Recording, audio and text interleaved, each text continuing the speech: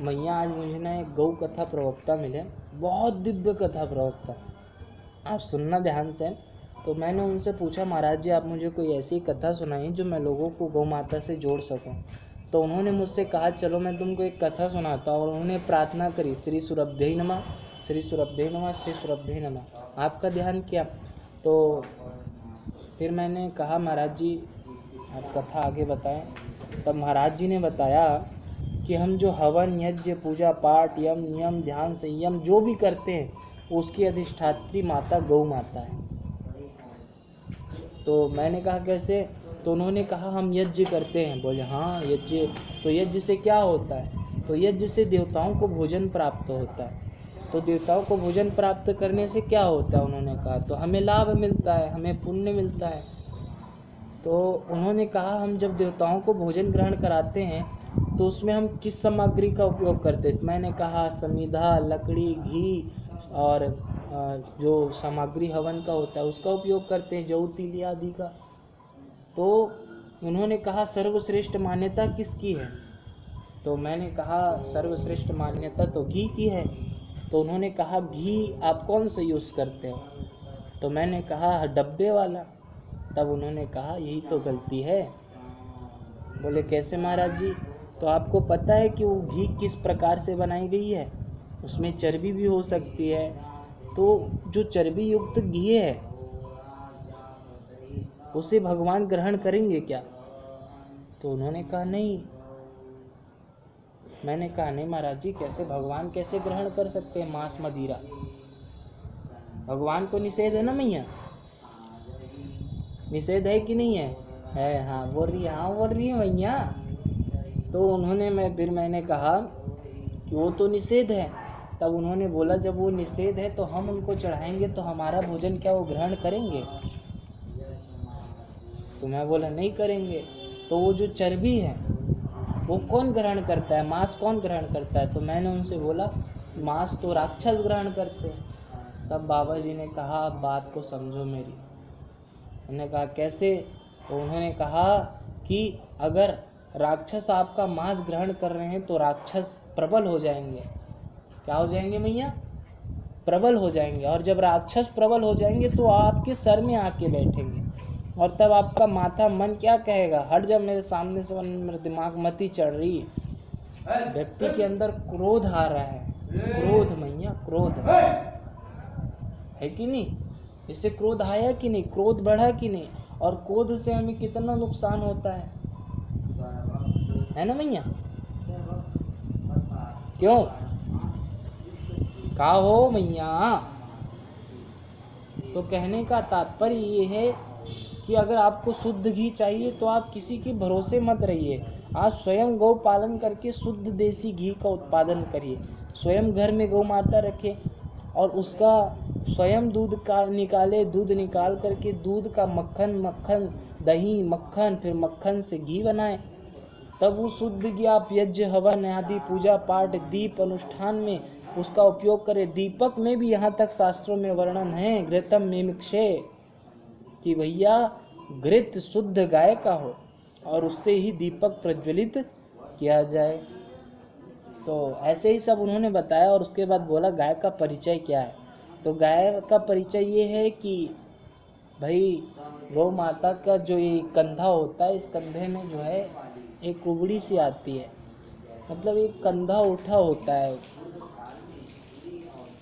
मैंने कहा हाँ, लेकिन ये जर्सी गौ माता में नहीं होता। मैंने बोला ये भी बात सही है, लेकिन आप लोगों का प्रश्न रहेगा कि भाई क्या जर्सी गौ माता नहीं है? फिर दोनों में अंतर क्यों? फिर अगर वो गौ माता है, जब उसके पेट से वो निकली है तो वो गौ माता क्यों नहीं कहलाएगी? तो देखिए इसके बारे में मैं आपको जानकारी दूं तो एक हिंसक पशु के वीर्य से गौ माता का जन्म हुआ। कौन से गौ माता का? जर्सी गाय का जन्म हुआ। तो अगर जर्सी गौ माता का, जर्सी गाय का जन्म एक हिंसक पशु से हुआ है तो उसका मन भी कैसा होगा? हिंसक होगा। तो उसका दूध भी कैसा होगा? हिंसक होगा।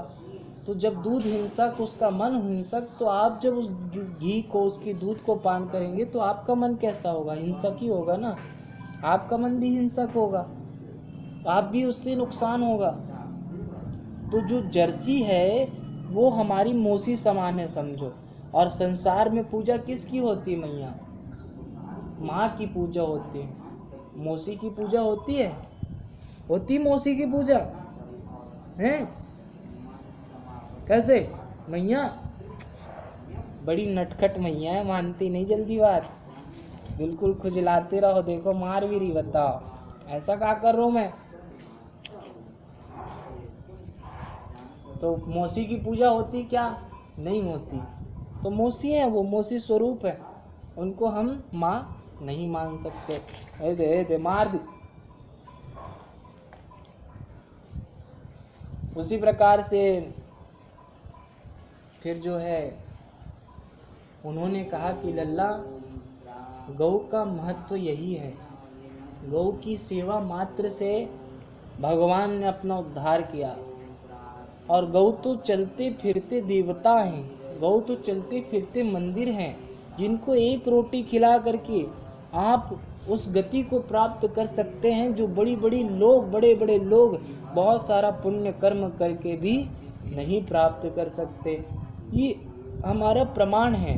आज दूसरे देशों में गौ माता के गोबर का एक वो चल रहा है, अभियान, सर्वे चल रहा है, गौ माता के गोबर में रिसर्च चल रहा है। क्यों रिसर्च कर रहा है? क्योंकि दूसरे देश के व्यक्ति गौ माता के गोबर का महत्व समझ रहे हैं, और हमारा देश कहाँ जो गौ माता के गोबर का अपमान कर रहा, गौ माता के गोबर का न जाने किस प्रकार से उसका दोहन कर रहा, गौ माता के गोबर का यूज़ नहीं कर रहा है। ये हमारे देश का दुर्भाग्य है। इसी कारण तो दूसरे देश आगे बढ़ रहे हैं, क्योंकि उन्होंने हमारा धन यूज़ किया है मैया। हमारे धन में इतनी शक्ति है कि एक देश को इतना महान बना दे, इतना बड़ा कर दे।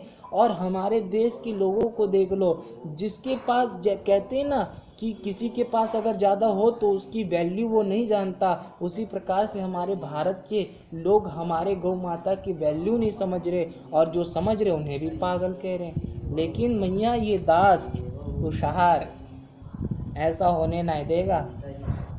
आपका महत्व लोगों को बताएगा, बस आपकी कृपा रहनी चाहिए दास के ऊपर, बस, और कछु ना चाहिए। मोकू